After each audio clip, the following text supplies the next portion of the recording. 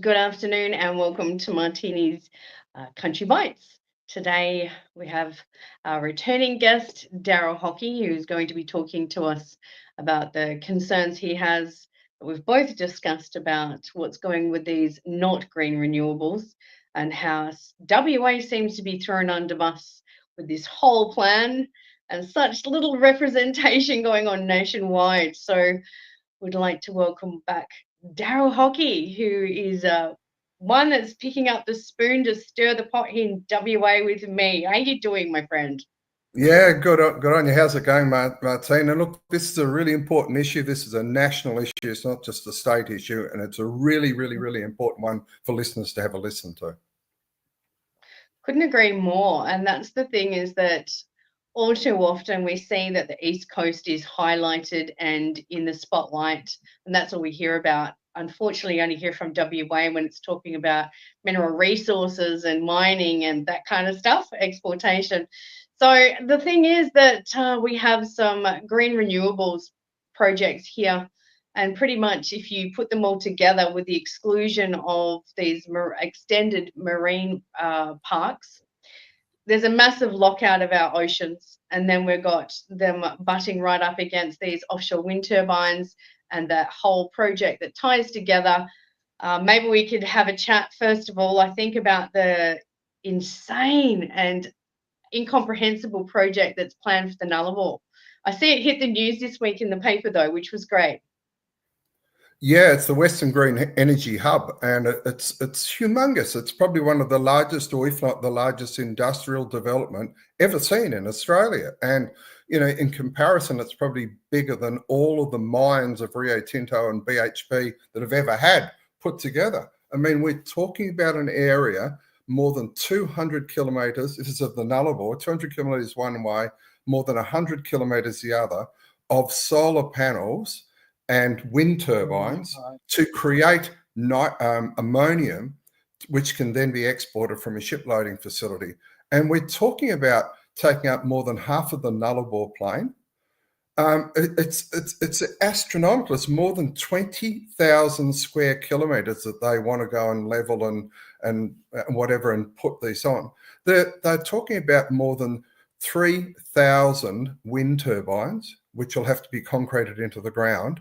And next to that, wait for it, over 6 million huge big solar panels. And then there's going to be a pipeline going down. 6 million. And look, I think you've got a photo there somewhere of perhaps, some of the vegetation that you're going to see lost. And we're going to also see the size of some of these panels. But you could imagine, well, first of all, that's a map of the entire project. This is in the paper the other day. And so you look at it, it's from Eucla at the right all the way back to Cocklebiddy in the left. But as you can see on the map of Australia there, it's more than half of the Nullarbor plain. It's the West Australian version of that. And not only does it have all those issues I was talking about, and I'll talk more about, but there are terrestrial impacts, on the land and the vegetation and the like. There are subterranean impacts because there's this huge cave system on the Nullarbor. A lot of it, it's full of water, and all that water flow is very important. I mean, you've probably heard about all the people that go diving in those caves. And one of the leading ecologists in Australia described the other day that this project is like dropping a brick onto a pavlova. That's what the damage is going to do, the changes to the water recharge, the damage it's going to do to the marine environment. They want to clear 200 hectares of benthic fauna, the reef and everything on the bottom of the ocean to put a big pipeline in. And they're doing it right in the middle of a marine park.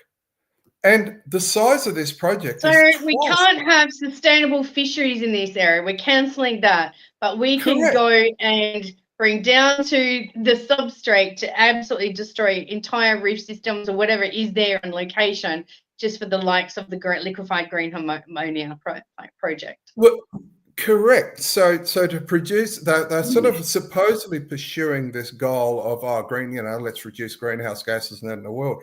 But the construction phase alone of this project will create over 100,000 tons of greenhouse gas. Okay, where's this water coming from? Like, we know when it comes to construction like this, to where on earth is this water coming from? That's the one thing you ask yourself.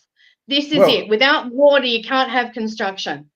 Well, I'll answer that question. Well, I hope it's an accurate answer because it's the one that I was given, because they put it out for EPA approval. 1 week.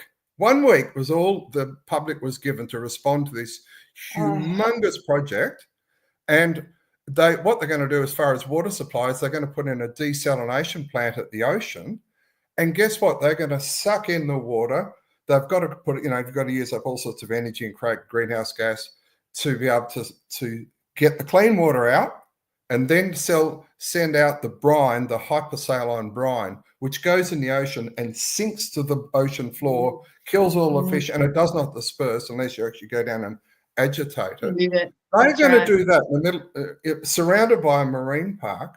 And guess how much briny water they're going to put out there each year? It's 110,000 million litres. Every year they're going to be sending out into the ocean. And they say that's not going to cause any damage. So you look at it and go, what on earth is going on here? Because the government on the one hand is saying they sort of, worried about the environment. On the other hand, they're wrecking it.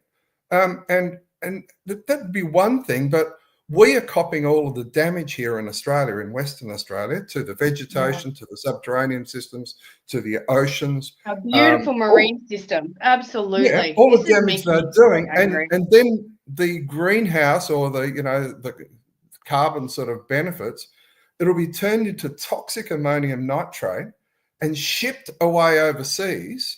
I mean, the company that's setting this project up is sort of half owned by some people in Europe, and the other half's owned by some people in Oman and I think Singapore. There's some investors there. So fantastic. All the benefits will go overseas. They'll get all of the carbon credits and look like they're doing a good thing, and they've destroyed half the Nullarbor Plain and half of our ocean. For what? I mean, unfortunately, our government thinks that it can fix the environment by putting out media releases. There's no intellect being put into this issue. Well, we saw how Roger Cook deals with the media yesterday. We had an independent journalist ask a couple of questions, and he was ushered off and given a move on notice. So it's like, you can't even ask a question to a politician. You are a representative of the people. You're not a demigod. You are here to do the work for the people, and it's not what's happening at all. Well, yeah, and I mean, further to that, last week we were talking about a few things with the marine park announcement, that absolute debacle down in Esperance, where they wanted to announce it, but they didn't want the locals to go and hold up any of these little signs. So not only did he schedule it for Melbourne Cup Day, and when people weren't ready, and jetted in and jetted out without anybody being able to see him, also, he knew that the local commercial fishers would be very upset because of the way the outcomes. They scheduled their annual management meetings, which are compulsory for people to go. They scheduled the first time ever all on one day for all the different fisheries, and they scheduled it in Albany, 500 kilometres away from Esperance, just to make sure the Environment Minister couldn't see somebody hold up a sign and say, we're against this. So the state authority that called that meeting, that's correct. So the state government called that meeting, and all fishers had to attend. So this is where, layer by layer, the level of collusion, corruption, and they have completely compromised themselves, not only the state but the federal government, as far as I'm concerned. Because when we are handing over our beautiful pristine areas of land and ocean to foreign corporations to come in and destroy, free pass, and we can't even do anything in our own backyards. We have to have permission to house people that are homeless. Oh man, boy, Labor, you are cooked. Mr. Cook, you are done. The whole lot of you. Honestly, I'm so angry. The pity you didn't have an opportunity to have a chat to him face to face there, Darryl. Yeah, well, I think we were just talking before. I had he actually sat down next to me in a coffee shop this morning, and I opened my mouth, but fortunately I put my sock on it before I said something bad. But he needs a real earful. I mean, here we are. He's got $6-7 billion sitting in his top drawer, right, from all the mining royalties and everything. Don't you think he could spend it on cost of living issues, doing something about housing, doing something about all the other issues that he's facing, like ambulance ramping and things like that in the hospitals. Yet he goes and spends it all on free tickets to the zoo and free tickets to the Royal Show. Like, help me. And this is where, you kind of get to see there's absolutely zero accountability being held. I mean, this is why time and time again, I feel for all the senators, because the senators that are in there doing the right thing are bringing inquiries to all of this. And I think that WA needs to start its own inquiries. I think that we might have to wait until after March to bring that to the table, because we know how the WA seating looks at this point, which is going to vastly change. I think that both parties need a bit of a reality check. I think the Liberals think they might have it in the bag, and I think the Liberals need to get themselves together as well. All I can say is that from word on the street, everyone's so disillusioned, so deeply disillusioned with politicians in general. And politics. However, I will give a shout out to Sophia Mumond, who stood in Parliament and represented the people of Esperance and that area about the marine park. And there are a few others that are out there doing the right thing and being representatives of the community. Thank you for that, because they are the minority. And this is where, Daryl, I think we've both got to the same point where we develop a specific trigger of Tourette's here, where words are going to start coming out that we have no control over, because it's got to the point of, I keep using the word, this green renewables is an insanity project. And when you've got an area that's the size of going from Perth all the way down to pretty much Dunsborough, this is how far this project is going to be, and 100 kilometres inland. People might be able to, just in Western Australia or on the East Coast, have a look, get your maps out and just see how big this is going to be. And we really need to put this to an end. Yeah, and I totally agree. And as I said, this is probably the largest industrial development that's ever been in Australia. So have a look at this. This is huge. And just because it's out of sight, out of mind, or it's a long way from Perth, don't need to worry about that. It's out in the middle of the desert. It's out in the middle of a national icon, the Nullarbor Plain. And you just can't go out and destroy areas like that. And as I said, also the benefits are going to go overseas. All the profits that are taken out of this business will go overseas, and all of the product that's produced there will go overseas. All we're left with is the bulldozed flattened area that's there. And as I said, there was 100,000 tonnes of greenhouse gases going to be produced during construction. They haven't yet told us how much is going to be produced during operations. And when you make ammonium nitrate, which is what we're about, and we can talk more about that, it's a very toxic substance. When you do that, it's actually put into a form that's minus 35 degrees centigrade. It's in a liquid form and it gets pumped out and put onto ships. Now, to get there, you can imagine the amount of energy, the heat that's created through the electrolysis and the rest.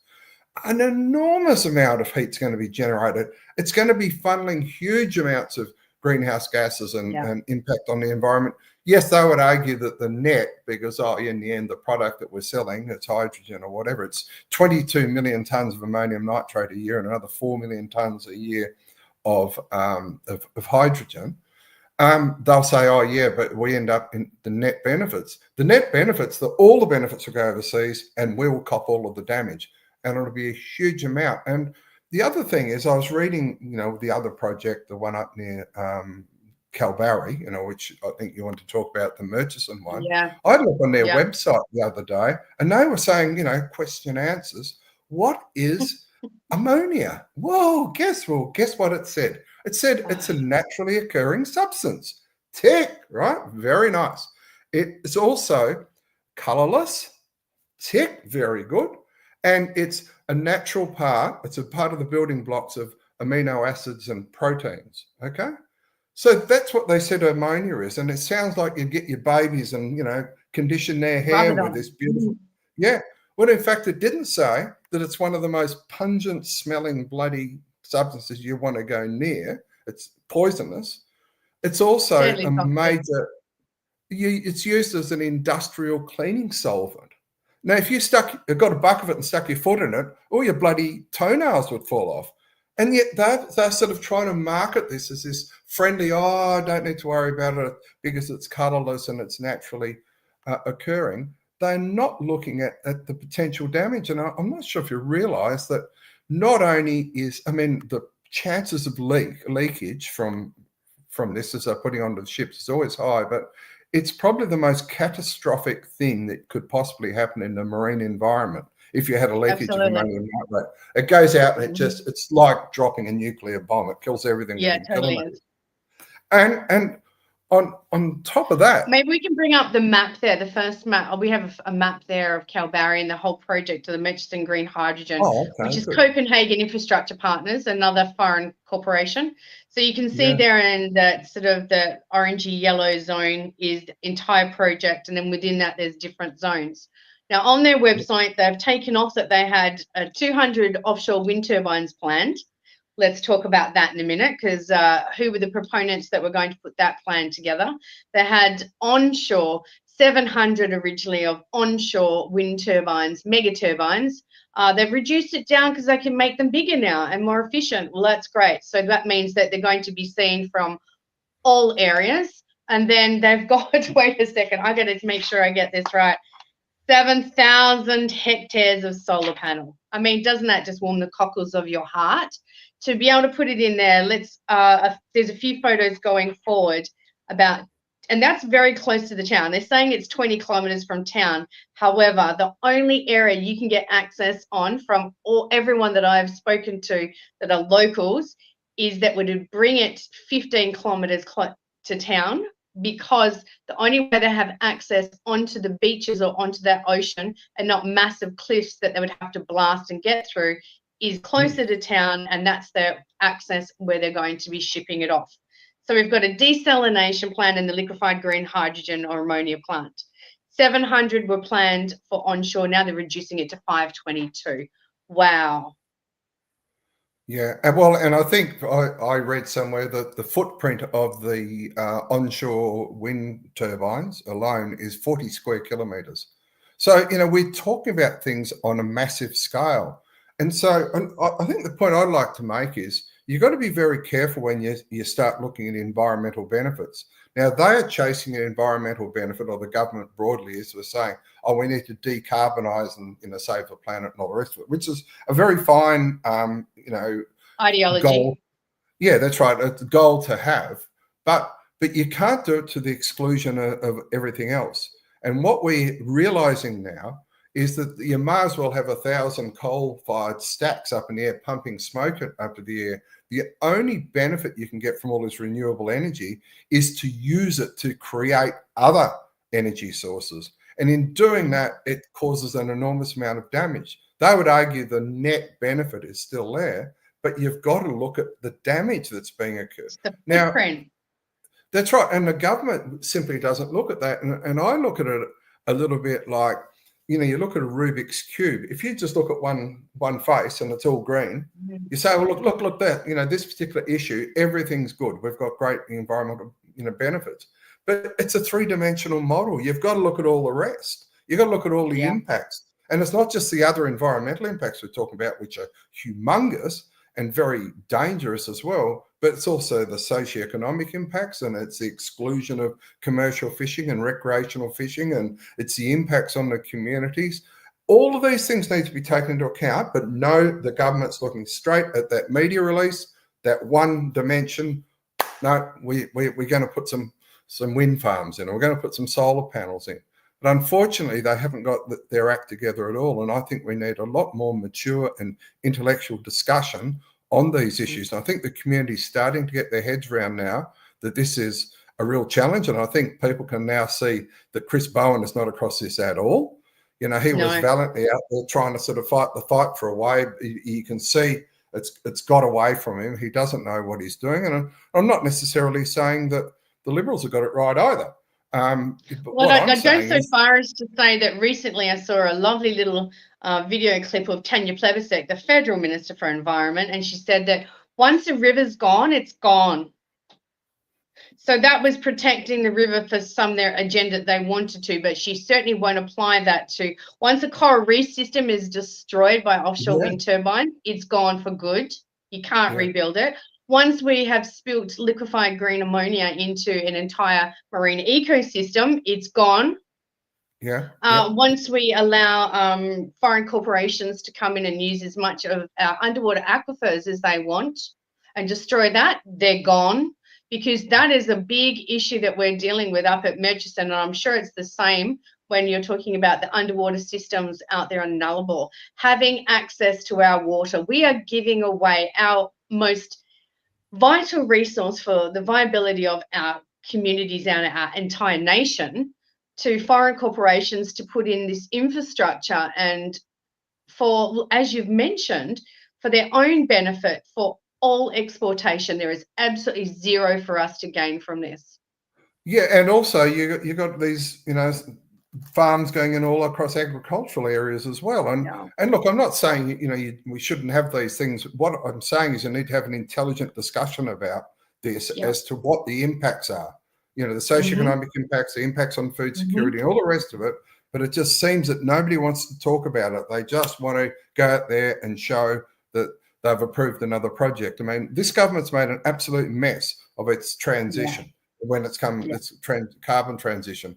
They go and shut down coal mines in Collie and go, oh, look at this. This is a great media announcement. Within 12 months, they're importing coal from Victoria, because they cocked it up. And now they're starting to go there, well, we're going to put all these wind farms in off Bunbury. We'll just plug that straight into the binning up, into the grid there.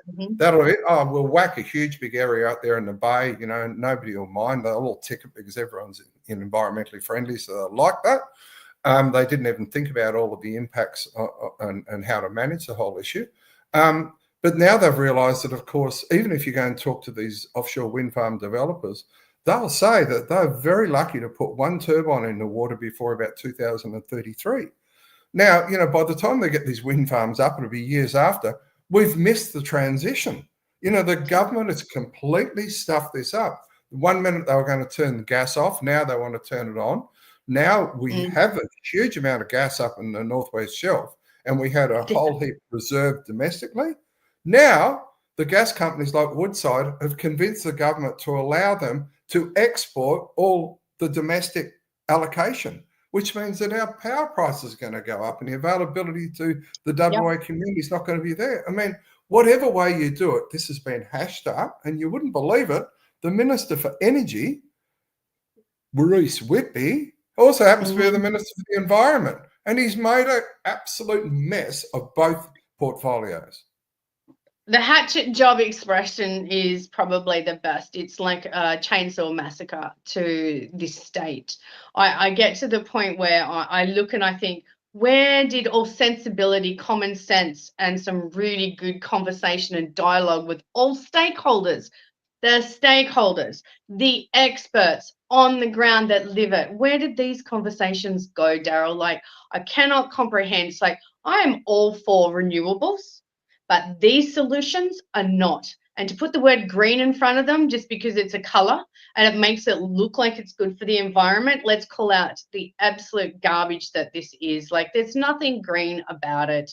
There are such better solutions that aren't put on the table. There are so many things that could be done in such an integrated way. And that's the word, integrated. And that's how you know that there's a whole agenda that's going on behind the scenes here, because there has been no consultation. You've had the influences of Pew internationally for the offshore, like the marine parks. So when you have foreign entities coming in here to completely influence our laws and legislation and gazetting a whole area and excluding our own industry and our own people, red flags all around. No, you're absolutely right. And it's a really disappointing situation. And I think where it went wrong, I've talked to you before about this, is that when McGowan got in and, he sort of got the good on you, mate, sort of pat on the back from the community for COVID, rightly or wrongly, they got this huge swing to the government, and the government overnight went, well, we don't need to consult with anybody anymore because we're untouchable. They got 53 seats out of 59 in the lower house, and they think, we can run through the next 3 elections without trying. So now a couple of things are happening. One is they don't care about the community, or if they do have community consultation, it's there they just go through the process. They've already Tick made a up their box. mind before. Yeah, let's just tick a But box.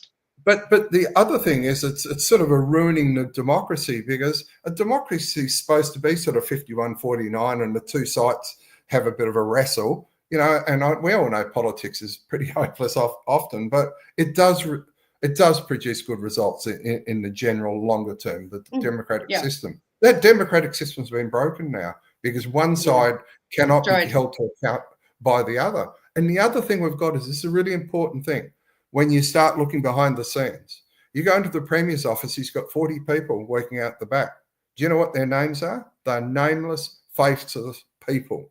They're sort of their own, the ideologues from the party, and they're sitting there and they're pulling the levers, and they are telling the Premier what to do, they're telling the ministers what to do, they're telling the backbenchers what to do, and they are unaccountable, and that is unacceptable.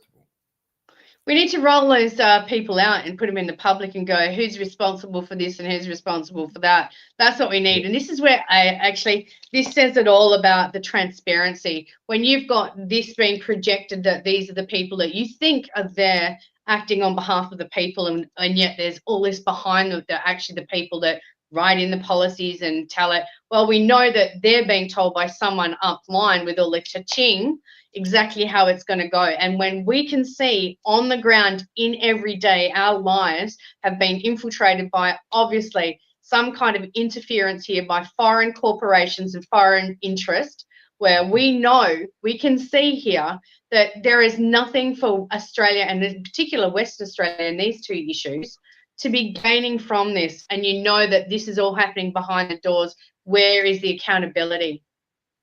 Yeah, well, there is none, and that's the problem. And then you get people like you and me who get a little bit active about this because you want to do the right thing by the state that we love.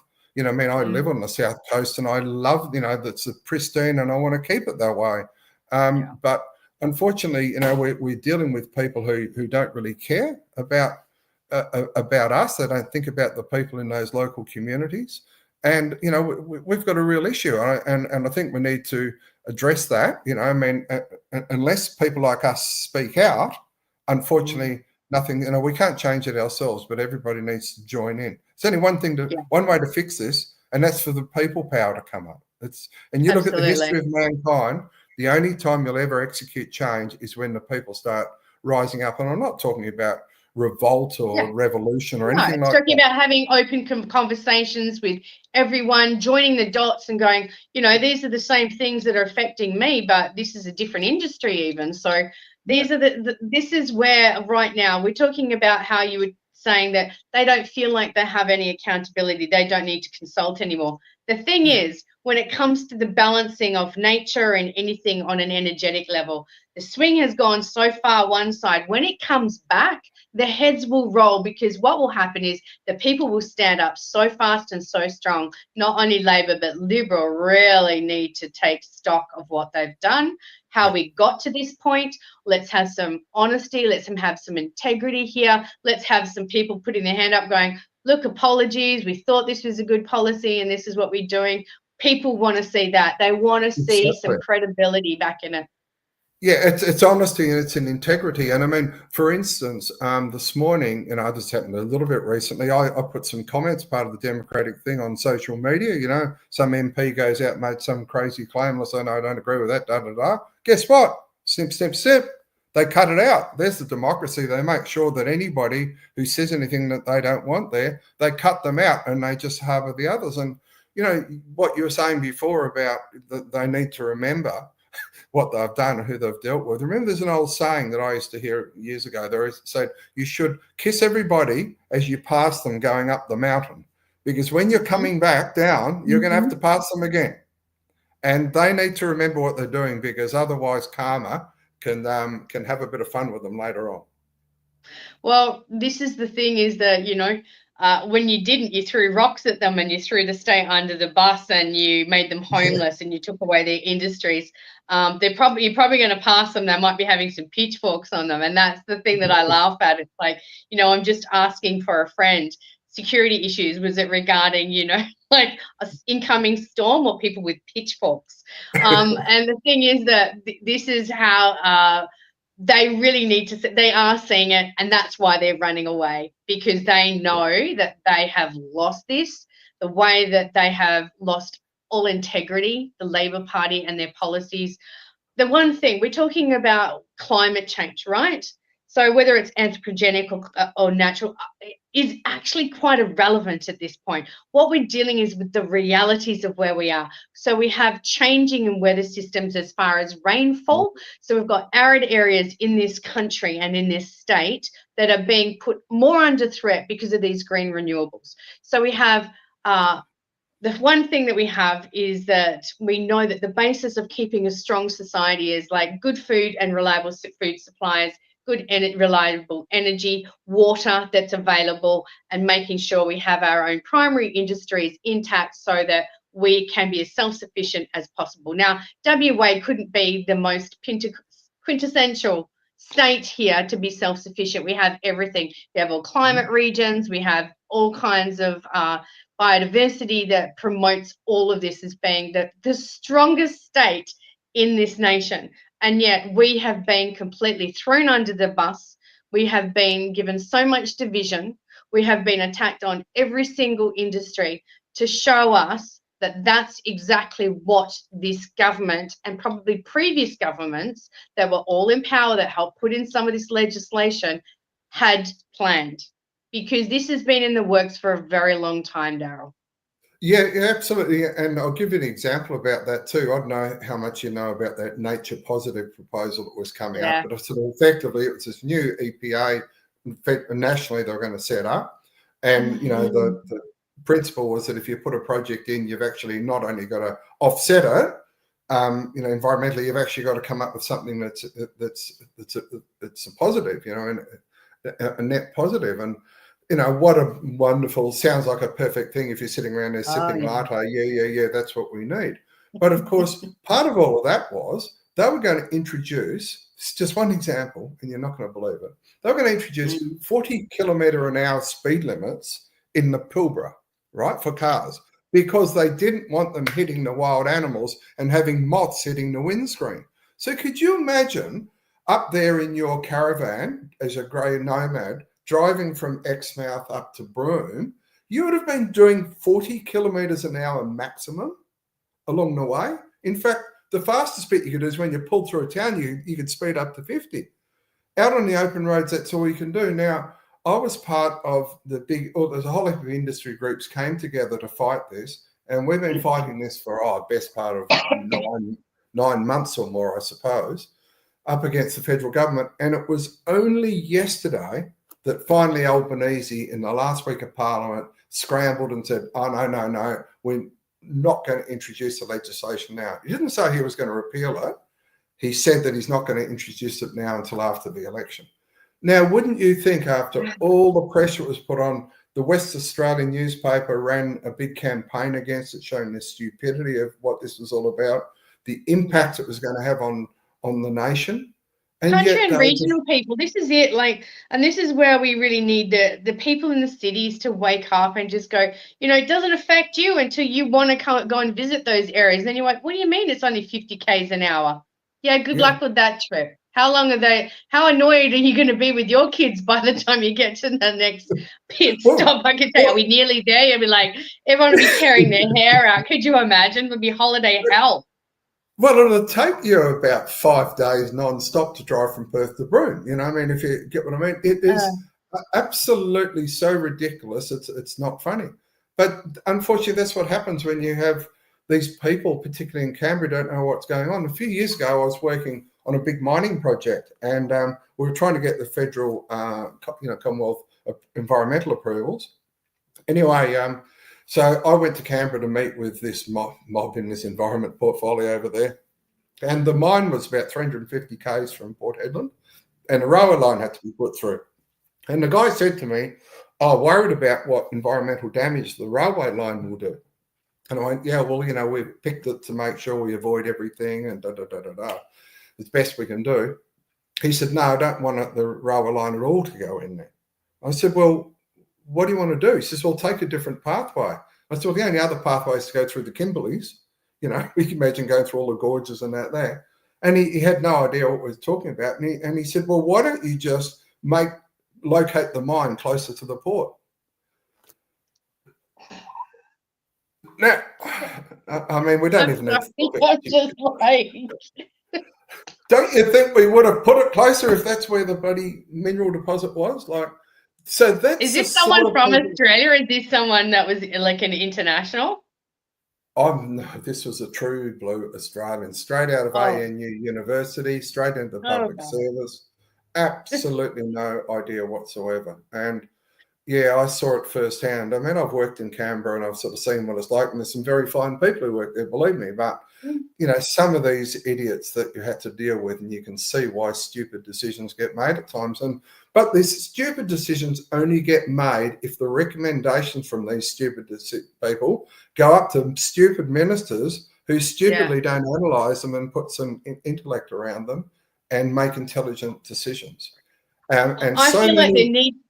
there needs to be a prerequisite that some of these people actually have to have some life experience, because modeling at university and this all this other stuff and using data sets, which God knows if they're true and accurate, this is the thing that we're missing, is on ground researching, and the fact that all the money from the environmental sectors and other areas have all been pulled so that we don't have relevant data, and it's based on some modeling that can be manipulated as much as you want for the outcome that is desired. So, I mean, we're talking about if you've had someone that's done nothing from be at school, go to university and specialized in an area, and we think that that might be the best representative of people that might know what's going on in my community. Have you stepped foot in my community? Did you talk to anyone in my community? Yeah. Of course, we know the answer to that. And then, of course, you have things like the UWA, University of WA Oceans Institute, which is full of these sort of, you know, crazy eco-loony, happy clapper type, you know, environmentalists. And I'm a very strong environmentalist, believe me. I know you are as well. But, you know, I don't believe in that sort of crazy ideology. But they're out there they're teaching our finest students going through studying marine science now that there's a great southern reef which extends from the Barrier Reef all the way around the south coast of Australia, all the way up to Ningaloo. And it starts at the high water mark and it goes out to the edge of the continental shelf. And apparently there's this reef which was only discovered 8 years ago. And God, I've been diving and fishing down there for bloody decades and I've never seen the bloody thing. Obviously, I should have been looking more. But they're trying to create these things and they're getting it into the heads of these students that this thing actually exists. So and this is the impact of Pew and these overseas groups as well. Yeah. Something's got to change nationally. Something's got to change. And you know what's going to happen if it doesn't change? There's going to be so much unnecessary environmental damage. That's going to be the outcome.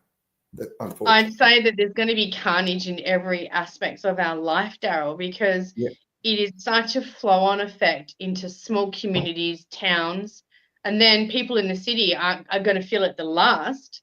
But, you know, we're talking about rolling blackouts in Sydney and those areas. It's like, well, country people had to deal with blackouts, you know, but that's for different reasons.